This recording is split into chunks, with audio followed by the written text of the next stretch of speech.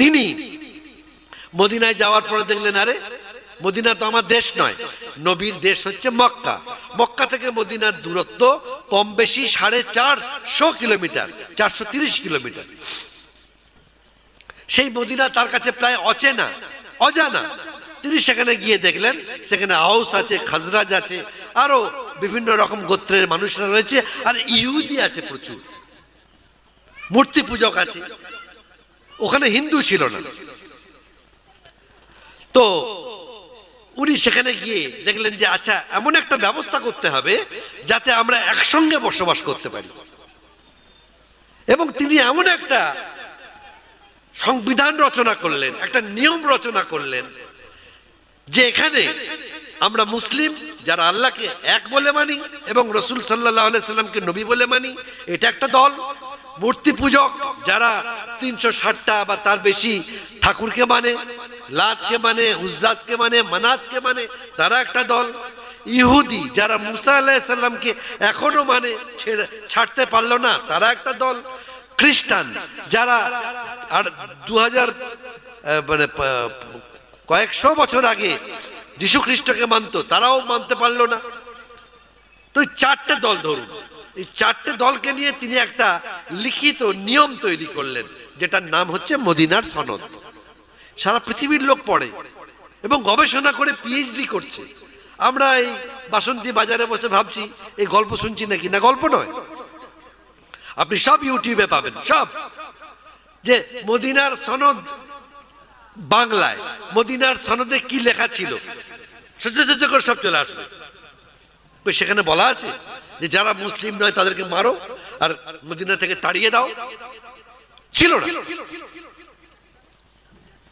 বড় ইহুদিরা মুহাম্মদ সাল্লাল্লাহু আলাইহি সাল্লামকে মারবার ষড়যন্ত্র করলো, ওনাকে ডেকে নিয়ে গেল একটা পাহাড়ের নিচে, এমন ভাবে বসালো, পাহাড়টা উঁচু, ওনাকে এখানে বসতে দিল এবং কয়েকজন লোক ফিট করলো, তোমরা পাহাড়ের উপর থেকে ভারী পাথর ফেলে দাও মুহাম্মাদের উপরে, নাউজুবিল্লাহ সাল্লাল্লাহু আলাইহি সাল্লাম, যাতে ওর মৃত্যু হয়ে যায়। ফেরেশতা আল্লাহ পাঠালেন নবী মুহাম্মদ রাসূলুল্লাহ সাল্লাল্লাহু আলাইহি সাল্লামকে। আল্লাহ তো হেফাজত করনেওয়ালা, তিনি সবই করতে পারেন, তার চরম এবং পরম ক্ষমতার অধিকারী তিনি। তিনি আল্লাহ রাসূল সাল্লাল্লাহু আলাইহি সাল্লামকে বললেন একটু সরে যাও, মানে একটু ঘোরাফেরার নাম করে একটু সরে যাও। সরে গেলেন। ওই ষড়যন্ত্র প্রকাশ হয়ে গিয়েছিল যে ওনাকে মারবার জন্য ওখানে বসানো হয়েছিল। উনি গিয়েছিলেন কি জন্য? মীমাংসা করার জন্য।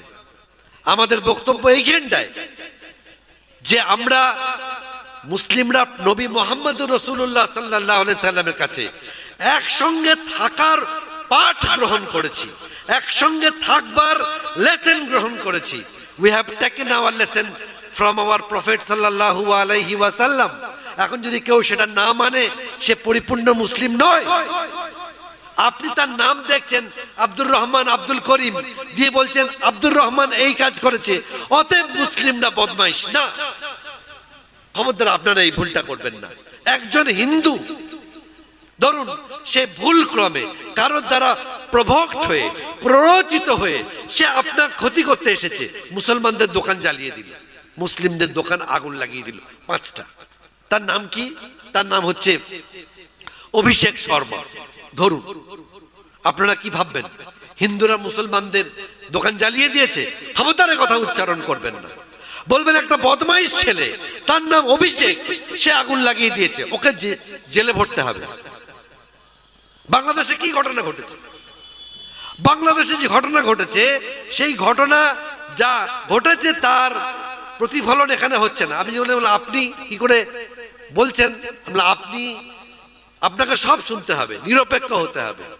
আপনি শুধু এখানকার ইউটিউবের খবর শুনবেন, ইউটিউবে দুরকম খবরই পাওয়া যায়। আপনারা গর্গ চট্টোপাধ্যায় বলে এক ভদ্রলোক আছেন, তার নিউজটা শুনবেন। আপনারা আল জাজিরা শুনবেন, যেখান থেকে আপনারা একটা নিরপেক্ষ সংবাদ পেতে পারেন। বাংলাদেশে একটা অস্থিরতা তৈরি হয়েছিল, এটা ঘটনা। কিছু বদমাইশ ছেলে, তারা তাদের নাম, বাংলাদেশের মুসলিমদের নাম তো আব্দুর রহমান, আব্দুল করিম, আব্দুল ফাত্তাহ এইসবই তো হবে। তারা দু একটা মন্দিরে আগুন লাগিয়ে দেওয়া, প্যান্ডেলে জ্বালিয়ে দেওয়া, এরকম জলসা হচ্ছে। এখন ধরুন 4 জন হিন্দু ছেলে এসে প্যান্ডেলে আগুন লাগিয়ে দিল, তো আমরা কি হিন্দু পাড়ায় চলে যাব লাঠি তলোয়ার নিয়ে যে হিন্দুরা আমাদের আক্রমণ করেছে আমরাও আক্রমণ করবো? এত বোকা ঠান্ডা মাথার বুদ্ধি মানুষ এখানে নেই। এই দাঁড়াও দাঁড়াও দাঁড়াও দাঁড়াও ধরো, এই 4 জনকে ধরো তো, আটকাও এদেরকে, আটকাও, ধরো, মারবে না, আইন হাতে তুলে নেবে না, থানা পুলিশ আছে, আগে পুলিশের হাতে ওকে তুলে দাও। তারপরে আপনারা কয়েকজন বিচক্ষণ মানুষ হিন্দু পাড়ায় যান, এরকম একটা ঘটনা ঘটে গেছে, দেখবেন যেন কোনো রকম উত্তেজনা না ছড়ায়। 4টে ছোড়া বদমাইশ ছোকরা ভুল করেছে, তারা হয়তো কেউ তাদেরকে শিখিয়ে দিয়েছে, করে দিয়েছে, কিন্তু এর জন্য উত্তেজনা না ছড়ায়। মুসলিমদেরকেও বলতে হবে যে আপনারা যেন মাইক ব্যবহার করবেন না। ভাই, জলসার প্যান্ডেলে আক্রমণ হয়েছে, আপনারা সব দলে দলে ছুটে আসুন, লাঠি ঝাঁটা খুন্তি যা আছে নিয়ে চলে আসুন। এরকম ভুল কাজ যদি করেছেন আগুন তো জ্বলবেই। ঠান্ডা মাথায় ভাবতে হবে মসজিদের মোতোয়াল্লিকে, ইমাম সাহেবকে, মুয়াজ্জিন, যে মুয়াজ্জিনের বেতন 4000 টাকা, ইমামের বেতন 6000 টাকা, তাদের বিশাল বড় দায়িত্ব। বেতন তো আমরা বাড়াতে পারলামই না, ওই 6000 আর 4000ই থাকবে, কিন্তু দায়িত্ব বিশাল। যাকে তাকে মাইক ব্যবহার করতে দেবেন না। তোমার পৈতৃক সম্পত্তি নয়, তোমার যা ইচ্ছা তুমি মাইকে এসে হোক না মোতোয়াল্লি, তোমার মোতোয়াল্লি রেখেছে, তুমি মাইক ব্যবহার করবে না। তাতে আপনি ভাবছেন আপনার চাকরি চলে যাবে? যাক, আজকে আপনাকে শান্তির রক্ষক হতে হবে, আপনাকে আজকে দায়িত্ব নিতে হবে। না, তুমি মাইক ব্যবহার করতে পারবে না। একটা মাইকে কত বড় অগ্নি স্ফুলিঙ্গ ছড়িয়ে যেতে পারে আপনি জানেন? সেই জন্য খবরের কাগজ পড়ে আপনারা যেন বিভ্রান্ত হবেন না। বাংলাদেশে এত কিছু হয়েছে, আমি একটা প্রশ্ন করি, মুসলিম ভাইদের কি করব, হিন্দু ভাইদেরকে নয়। বাংলাদেশে এত কিছু হয়েছে, শেখ হাসিনা যাওয়ার পর থেকে এই গত 3-4 দিন ধরে একটা ঝামেলা চলছে। কোন হিন্দু মারা গেছে? খুন হয়েছে? হয়নি। কোন মুসলিম মারা গেছে? খুন হয়েছে? হয়েছে। কোথায় হয়েছে? কোর্টের সামনে। তিনি একজন আইনজীবী, লয়ার, তাকে খুন করে দিয়েছে। খবরে আপনি কোথাও দেখছেন? আজকে খবর পড়বেন, এই সময় দেখবেন কোন মন্দিরে কে মন্দিরের দরজায় তালা নেই, কে নাকি চুরি করে নিয়েছে, কোথায় নাকি আগুন লাগানোর চেষ্টা করেছে। হ্যাঁ, এটা অন্যায়, এর প্রতিবাদ হতে হবে। আমি একজন মুসলিম, সত্যিকারের কোরআনের অনুসারী হিসেবে কোন মন্দিরে যদি আঘাত হয়, আগে আমি যাব, হিন্দু আগে যাবে না। এটা আমার দায়িত্ব, ওই মন্দিরকে রক্ষা করা। এই চার্চ, এই যে খ্রিস্টানদের চার্চ, যদি এখানে আক্রমণ হয় আর আশেপাশের দোকানদার যদি খ্রিস্টান না থাকে, যদি ওখানে হিন্দু আর মুসলিম না থাকে, তারা বুক চিতিয়ে দাঁড়াবে, তুমি খবরদার এই চার্চে হাত দিতে পারবে না। এই দায়িত্ব কার? আপনার, আমার, সকলের। সম্প্রীতি বজায় রাখার দায়িত্ব আমাদের। আমার মন্দির যদি আক্রমণ হয়, আমার হিন্দু ভাইদের মন্দির, আমি মন্দিরে পুজো করব না, আমি ঠাকুরকে বিশ্বাস করি না, আমার এক আল্লাহকে বিশ্বাস করি, কিন্তু তোমার মন্দিরে আঘাত হলে আমি কিন্তু আগে রক্ত দিতে প্রস্তুত আছি। ঠিক উল্টোটাও করুন। মসজিদ যদি আক্রান্ত হয় কোনো বদমাইশ লোকের দ্বারা, কোনো নাবালক ছেলের দ্বারা, কোন অবুঝ ছেলের দ্বারা, কারোর ভুল বোঝানোর দ্বারা যদি মসজিদ আক্রান্ত হয়, হিন্দু ভাইদের আগে এসে উচিত ঘিরে দাঁড়িয়ে যাওয়া। কোন ছেলে তুমি মসজিদে ঢুকতে পারবে না। ঘটনা ঘটেনি? কর্ণাটকে ঘটেনি? কদিন আগেকার ঘটনা। কর্ণাটকে যখন যেদিন বাবরি মসজিদের রায় বেরোলো, রাম মন্দির তৈরির ঘোষণা হলো সুপ্রিম কোর্টে, সেদিন ঝামেলা হয়নি কর্ণাটকে? কর্ণাটকের মুসলিম ছেলেরা মন্দিরগুলোকে ঘিরে দাঁড়িয়েছিল, যদি মারতে হয় তোমরা আগে আমাদেরকে মারো, তবে তুমি মন্দিরের গায়ে হাত দিতে পারবে। এই কাগজে বেরোবে না। খবরের কাগজ এ কাজ করে না। খবরের কাগজ বিক্রি চায়, বিক্রি। আজকে 9 লাখ, কাল 10 লাখ, কাল 11 লাখ, কারোর 5 লাখ বিক্রি চায়। এমন খবর দিতে হবে যেন লোকে খবরের কাগজ কেনে। ব্যবসা চায়, টেলিভিশন ব্যবসা চায়। কি খবর দিতে হবে? ওই দেখবেন মাঝে মাঝে টিভিতে ঘন্টা খানেক সঙ্গে ঢ্যামনা একটা আলোচনা হয়, কি এই বাংলাদেশে এই হয়েছে। তোমার ঘন্টা খানেক আর তার সঙ্গে শয়তানি আমরা শুনছি, শুনে ভাবছি সত্যিই তো, ওহ কত হিন্দুকে এরকম অত্যাচার করছে ওখানকার মুসলিমরা। হ্যাঁ, ওখানে বাজে মুসলিম কিছু আছে, আমাদের দেশেও আছে। আপনি ভাববেন না এখানে মুসলিমদের সংখ্যা কম বলে এখানে বাজে লোক নেই, বাজে লোক আছে। কিন্তু তাদের থেকে আমাদের সাবধান হতে হবে। সে বাজে লোক হিন্দু সমাজেও আছে, মুসলিম সমাজেও আছে। তাদেরকে কন্ট্রোল করবার দায়িত্ব আমাদের যুবক ছেলেদের, যারা তাদের সঙ্গে মেলামেশা করে, যে দেখ আর যা করবি করবি, এইটা করতে পারবি না, যা আমাদের হিন্দু মুসলিম সম্প্রীতির মধ্যে বিভেদ বাঁধাতে শুরু করে। হাদিসের কথায় ফিরে যায়। হযরত ওমর রাদিয়াল্লাহু আনহু নাম শুনেছেন, কত বড় রাগী মানুষ। আল্লাহ নবী মুহাম্মদুর রাসূলুল্লাহ সাল্লাল্লাহু আলাইহি ওয়াসাল্লামের সময় তিনি ইসলাম কবুল করেছিলেন এবং তিনি এত রাগী ছিলেন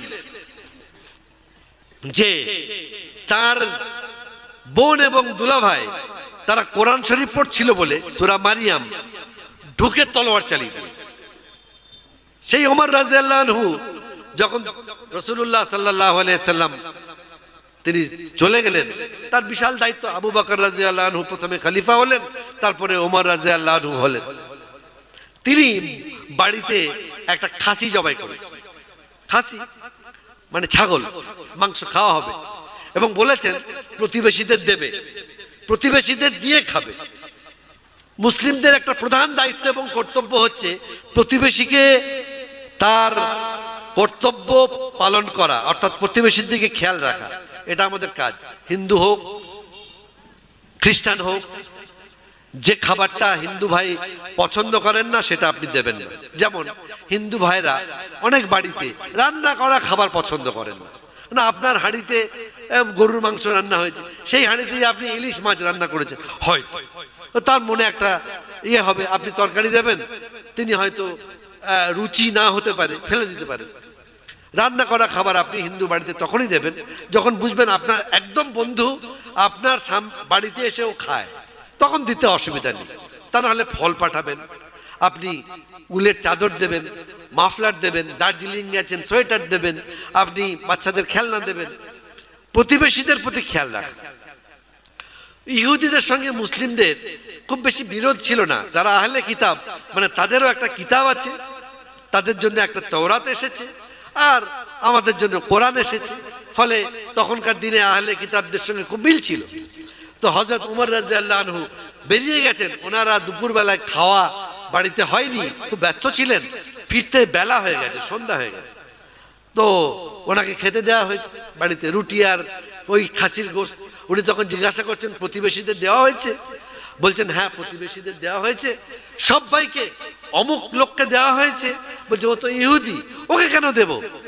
বলছেন আরে ইহুদি বলে সে বিধর্মী, সে আমার প্রতিবেশী নয়, তাকে মাংস দাওনি, দিয়ে এসো আগে।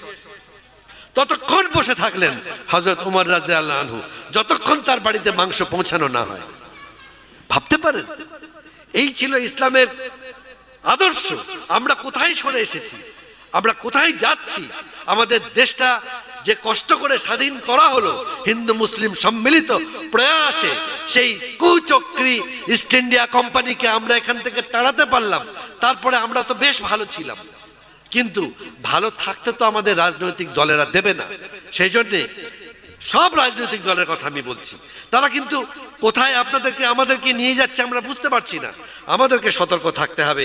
আপনারা, আমি আমার বন্ধুর কথা বলছিলাম, জানকীনাথ মুখার্জি, ব্রাহ্মণ, আমাকে বলছে ভাই তোমাদের কোরআনে অনেক জিনিস আছে খুব গোলমালে কথা, তোমরা বলছো কোরআন ইসলাম শান্তির ধর্ম।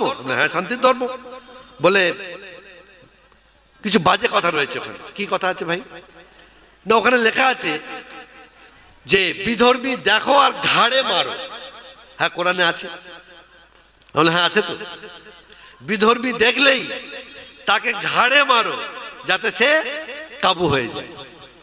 তাহলে তুমি এটা অস্বীকার করতে পারো? আমি দেখো সারা পৃথিবীতে যত ধর্মগ্রন্থ এসেছে কোন ধর্মগ্রন্থ আর খাঁটি নেই।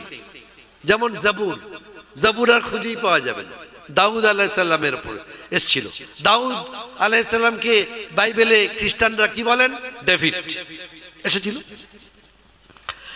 এই তৌরাত যেটা সেটাও পৃথিবীতে এসেছিল, কিন্তু যে আসল তৌরাত যেটাকে ওরা তোরা বলে, তোরা বা ফার্সিতে জেন্দা বেস্তা বলে, এই নেই। আমি গিয়েছিলাম আমেরিকাতে গিয়ে আমাদেরকে বললো আপনারা একটা ইহুদিদের মন্দিরে যাবেন। হ্যাঁ যাবো, চলুন নিয়ে চলুন। তো সে ওদের যে মৌলভী সাহেব, মৌলানা আলেম, তার নাম হচ্ছে, তাকে বলা হয় রাবাই। আমরা যেমন বলি মুফতি, আমরা যেমন বলি মৌলানা, আমরা যেমন বলি কারি, তেমনি ওদের যিনি প্রধান পুরোহিত তাকে বলা হয় রাবাই। ও ইংরেজিতে কথা বলছেন তো রাবাই, তিনি খুব পণ্ডিত মানুষ। তিনি বললেন আমি আমেরিকার হয়ে যুদ্ধ করেছি। ওই যখন জাপানে বোমা ফেলা হয়েছিল তখন আমি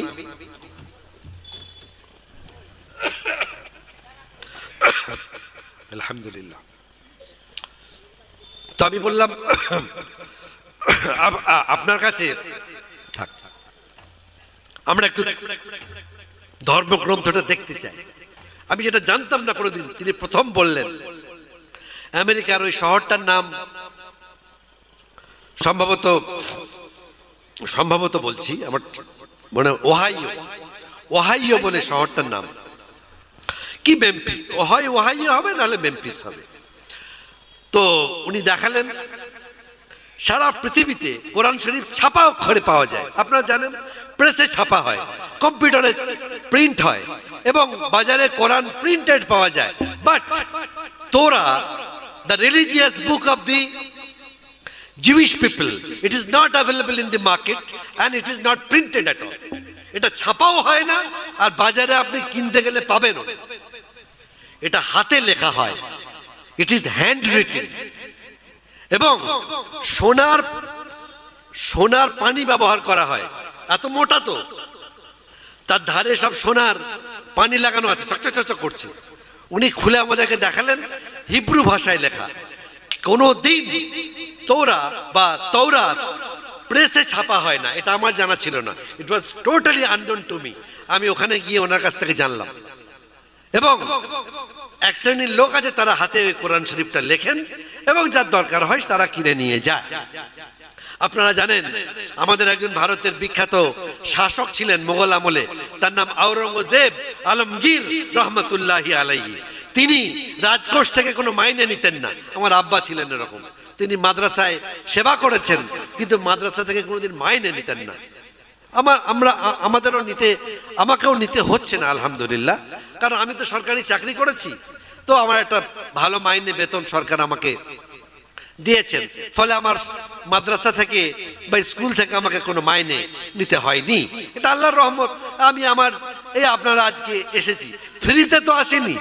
এই যে আমাদের মৌলানা সাহেব গিয়ে ডেকে আনলেন, তো আমাকে গাড়ির তেল খরচও দেবেন, ড্রাইভার খরচও দেবেন, ভালো করে খাওয়া দাওয়াও করিয়েছেন, আবার টাকাও দেবেন। তো এটা আমার হালাল রুজির মধ্যে পড়ে। আমার আব্বাও সেটা করতেন, তাছাড়া ওনার বইপত্র ছিল।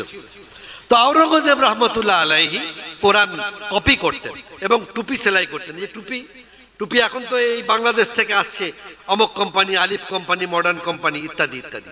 তখনকার দিনে তো সেলাই মেশিন ছিল না, হাতে হতো। সেলাই মেশিন তখন আবিষ্কৃত হয়নি, হলেও আমাদের দেশে সেগুলো খুব একটা বেশি আসতো না। তো আওরঙ্গজেব রহমতুল্লাহ আলাইহি কোরআন শরীফ কপি করতেন আর টুপি সেলাই করতেন, তার থেকে তার সংসার চলতো। তার মেয়েও কোরআন কপি করতেন, তার মেয়ে কোরআনের হাফেজা ছিলেন, তার মেয়ের নাম ছিল জেবুন নিসা, তিনিও ওই রকম আল্লাহর ওলি মহিলা ছিলেন। তো যাই হোক, এই তওরাতের ইতিহাসটা আমরা জানলাম। জানার পরে ওই রাবাইকে জিজ্ঞাসা করলাম যে আপনি এখানে আপনার ধর্মের এখানে অনুসারী কতজন আছে? বলে আমেরিকাতে ইহুদি খুব বেশি নেই, খুব কম আছে, খ্রিস্টান বেশি আছে। তো যারা ইহুদি আছে তারা আমাদের এখানে শনিবার দিন আসে। আপনারা জানেন আমাদের প্রেয়ারের দিন হচ্ছে শুক্রবার, আমরা জুমার নামাজ পড়ি শুক্রবার। কোরআন শরীফে এসেছে ইয়া ইয়া আইয়ুহাল্লাযীনা আমানু ইযা নুদিয়া লিস-সালাতি মিন ইয়াউমিল জুমআহ ফাসআউ ইলা যিকরিল্লাহ ওয়া যারুল বাই' যালিকুম খায়রুল লাকুম, আছে না কোরআন শরীফে?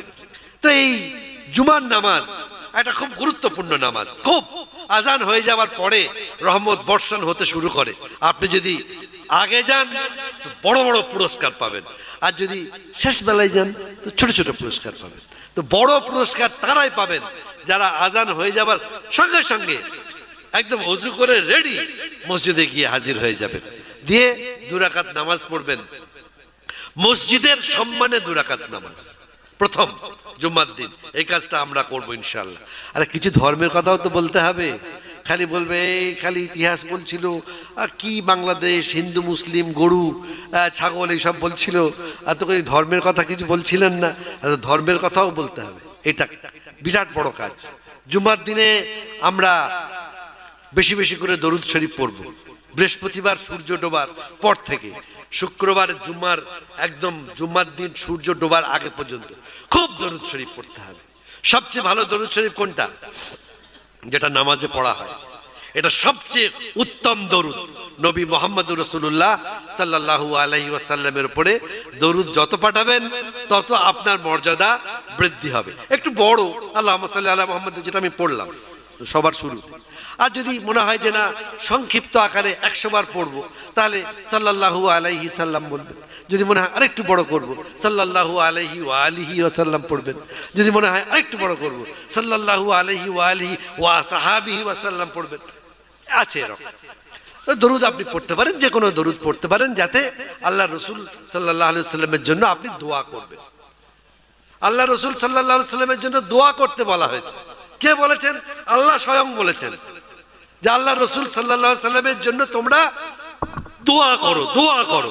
যখনই নাম শুনবে, কোরআনে আয়াতও আছে, ইয়া আইয়ুহাল্লাযীনা আমানু সাল্লু আলাইহি ওয়া সাল্লিমু তাসলিমা।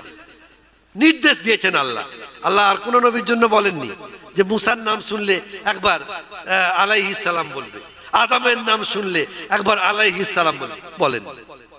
এই নবী, প্রিয় নবী, মহানবী, বিশ্ব নবী, তিনি এত আল্লাহর পেয়ারা ছিলেন যে তার নাম বললে আল্লাহ নিজেই বলছেন আমার নবীর নাম যখন আসবে তুমি সাল্লাল্লাহু আলাইহি ওয়াসাল্লাম বা দরুদ পড়ো, সাল্লু আলাইহি ওয়াসাল্লিমু তাসলিমা। আপনার আমার মর্যাদা বৃদ্ধি হবে, কিন্তু যেন চুমু খাবেন না। কোন চুমুটা? মসজিদে যখন আজান দেয় আশহাদু আন্না মুহাম্মাদার রাসূলুল্লাহ, আমাদের একদল ভাই আছে, কিছু মনে করবেন না, এখন মনে হয় অনেক রোগ কেটে গেছে, ওই নবীর নাম শুনে চুক চুক চুক চুক এটা যেন করবেন না। নবীর নামে চুমু খাওয়ার কথা, চোখে হাত ঠেকানোর কথা কোথাও নেই। কিছু কুসংস্কার আমাদের মধ্যে ঢুকে গেছে। নামাজ যেমনি শেষ হয়ে গেল, আসসালামু আলাইকুম ওয়া রাহমাতুল্লাহ, ইমাম সাহেব আসসালামু আলাইকুম ওয়া রাহমাতুল্লাহ, সব লোক মাথায় হাত দিয়ে দিল। কি হারিয়ে গেছে? সোনার আংটি হারিয়ে গেছে। সব মাথায় হাত দিয়ে বসে পড়ল। কি হারালো রে ভাই? টাকা হারিয়ে গেছে নাকি? না, ও বলছে আমার সোনার আংটি হারিয়ে গেছে। ও বলছে আমার 50 টাকার নোট পড়ে গেছে। ও বলছে আমার ঘড়িটা ছিল, ঘড়িটা হাতে নেই। তো মাথায় হাত দিচ্ছিস কি জন্য? মাথায় কি আছে? যা ইসলামে নেই, যা আমার নবী মুহাম্মদ সাল্লাল্লাহু আলাইহি সাল্লাম করেননি, আপনি সৃষ্টি করছেন বিদআত। কেন নতুন করে সৃষ্টি করতে যাচ্ছেন? নামাজ পড়ার পরে আস্তাগফিরুল্লাহ, লা ইলাহা ইল্লাল্লাহ মুহাম্মাদুর রাসূলুল্লাহ, সুবহানাল্লাহ, এইগুলো পড়ার কথা হাদিসে আছে। আল্লাহ রাসূল সাল্লাল্লাহু আলাইহি সাল্লাম এগুলো জোরে জোরে পড়তেন এবং ঘুরে বসতেন, মুসল্লিদের দিকে মুখ করে বসতেন। তিনি মুখোমুখি হতেন। কেন না? আমি ইমাম, মানে আমি একজন বিশাল মানুষ, জুব্বা গায়ে দিয়ে নামাজ পড়ালাম, কাবার দিকে মুখ করে, পেছনের লোকজনের সঙ্গে আমার কোনো যোগাযোগই নেই। তারপর নামাজ পড়ানোর পরে গট গট করে বেরিয়ে গেলাম মক্কার ইমামের মতো। না, ব্যাপারটা ওই রকম নয়। গ্রামের মসজিদে আপনাকে গ্রামের ইমাম হয়ে থাকতে হবে, আপনাকে মুসল্লিদের মুখোমুখি হতে হবে, তাদের দিকে তাকাতে হবে, ডান দিক বাঁ দিক তাকাবেন, দেখবেন, বুঝবেন, বোঝার চেষ্টা করবেন। নামাজের পরে তাদের সঙ্গে মোলাকাত করবেন। এটা একজন ইমামের কাজ, একজন পুরোহিতের কাজ, একজন চার্চের ফাদারের কাজ। সে প্রত্যেকটা মানুষের খোঁজ খবর নেবে। আমার আব্বা প্রথম জীবনে ইমাম ছিলেন, আপনারা জানেন অনেকে। তার একটা জীবনী আমরা লেখার চেষ্টা, জীবনী একটা তৈরি করবার চেষ্টা করছি। তিনি তো নিজের জীবদ্দশায় বললেন, আমি বারবার বলেছিলাম আপনার জীবনে অনেক ঘটনা ঘটে গেছে। এই 24 পরগনার সোনাখালী, বাসন্তী, ডায়মন্ড হারবার, ওই আপনার ভাঙড় থেকে শুরু করে ছয়ানি, মালঞ্চ, বহু ঘটনা ঘটে গেছে, বহু ঘটনা সাক্ষী। মোনাজারা হয়েছে। মোনাজারা আপনারা অনেকে আধুনিক ছেলেরা বুঝতে পারবেন না, আলেমরা, বৃদ্ধ মানুষরা, বয়স্করা বুঝতে পারবেন। মোনাজারা মানে বিতর্ক হয়েছে, করতে হয়েছে তাকে। তখন এত আলেম ছিলেন না। তার পথপ্রদর্শক মোহাম্মদ রাসূলুল্লাহ সাল্লাল্লাহু আলাইহি সাল্লাম, তিনি একজনের কাছে পরামর্শ নিতেন। তার বাড়ি 24 পরগনা, বগরাহাটে। তাকে তিনি মাদ্রাসার প্রেসিডেন্ট করেছিলেন। তিনি ছিলেন অত্যন্ত সৎ এবং অত্যন্ত হকপন্থী মানুষ। হযরত আশরাফ আলী থানভী রহমাতুল্লাহ আলাইহির খলিফা। আমার আব্বা কারোর খলিফা ছিলেন না। বগরাহাটে হযরত বলেছিলেন, মুর্তজা, তোমাকে আমার মুরিদ হতে হবে না। উনি বলেছিলেন, হুজুর আমি আপনার মুরিদ হয়ে যাই? লোকে বলছে আপনি ওনার মুরিদ হয়েছেন। বলে না, মুরিদ মানে তাকে মেনে নেওয়া, বায়াত হওয়া।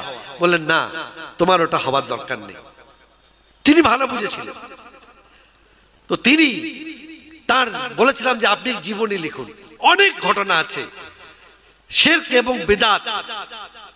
আপনারা মনে করছেন যে হিন্দু ভাইরা আমাদের শত্রু, খ্রিস্টানরা আমাদের শত্রু। না, আমাদের শত্রু নয়, আমাদের শত্রু আমরা। আমরা ইসলামকে শেষ করেছি। হাওড়া জেলায়, মুর্শিদাবাদ জেলার ছেলেরা কিভাবে বিপদগামী হচ্ছে, তারা ওই অন্য রাজ্যে চলে যাচ্ছে কাজ করতে গিয়ে। তারা বহু ছেলে, ইসলাম নেই তাদের মধ্যে, basic fundamental idea of Islam and prophets, যে সমস্ত আমাদের নবী সাল্লাল্লাহু আলাইহি সাল্লাম যেগুলো শিখিয়ে গেছেন হারাম হালাল, সে জ্ঞান তাদের মধ্যে নেই। তারা বিয়ার খেয়ে নিচ্ছে, বলছে বিয়ারটা মদ নয়। হ্যাঁ ভাই, বিয়ার যদি মদ না হয় তাহলে মদ কোনটা? তাহলে আমাদেরকে ভুল বোঝানোর জন্য এক শ্রেণীর মানুষ তৈরি হচ্ছে, যারা বলছে তুমি নামাজ পড়বে, তোমার নামাজ তো হবে না। তুমি নামাজ পড়তে গিয়ে তোমার মনে তো দোকানের খেয়াল আসছে। তুমি নামাজ পড়তে যাচ্ছ, তোমার মনে তো তোমার ছেলে অসুস্থ আছে, বাড়িপুর হাসপাতালে ভর্তি আছে, তার কথা মনে আসছে। তো মন এদিকে ওদিকে গেলে নামাজ হবে না। আমি তোমার হয়ে নামাজ পড়ে দেব, আমি তোমার পীর, তুমি আমার খেয়াল রাখবে, ব্যাস। কখনো হতে পারে? হয়েছে? আল্লাহ রসুল সাল্লাল্লাহু আলাইহি ওয়াসাল্লামের জীবনে এটা ঘটেনি। সেই জন্য আপনাদেরকে, আমাদেরকে সাবধান থাকতে হবে যে আমরা যেন বিপদগামী না হই। পলিটিক্যাল লোক এসে আপনাকে আমাকে ভুল বোঝাতে পারে, আবার আমার ধর্মেরই লোক আমাকে ভুল বোঝাতে পারে যে এটা ধর্ম, কিন্তু এটা ধর্ম নয়। সেই জন্য বলছি, আসুন আমরা প্রথম আমাদের ইসলামের বেসিক ফান্ডামেন্টাল জিনিসটাকে বোঝার চেষ্টা করি। আমি যে জায়গায় বলতে চাইছিলাম সেটা হচ্ছে যে দরুদ বেশি করে আমাদেরকে পড়তে হবে এবং আল্লাহ রসুল সাল্লাল্লাহু আলাইহি ওয়াসাল্লামের উপর দরুদ পাঠাতে হবে। আর শুক্রবার দিন শুধু নয়, অন্যান্য সমস্ত নামাজগুলোকে আমাদের কায়েম করতে হবে, প্রতিষ্ঠিত করতে হবে। কোরআন শরীফটা আমাদের ভালো করে পড়তে হবে। তাহলে জানকীনাথ মুখার্জি ভুল বলেনি, তুমি বিধর্মী দেখো আর ঘাড়ে মারো। হ্যাঁ, কোরআনে আছে। আপনার যদি কোনো হিন্দু ভাই আপনাকে প্রশ্ন করেন, তিনি ধরুন পলিটিক্স করেন, ব্যবসা করেন, তিনি আইনবিদ, লয়ার, তিনি মাস্টারমশাই, তিনি কলেজের অধ্যাপক, কোরআনটা খুলে তো আপনাকে দেখাবে, এই তো লেখা আছে বিধর্মীকে দেখো আর ঘাড়ে মারো। এই ধর্ম কি করে শান্তির ধর্ম হতে পারে? আপনি কি উত্তর দেবেন?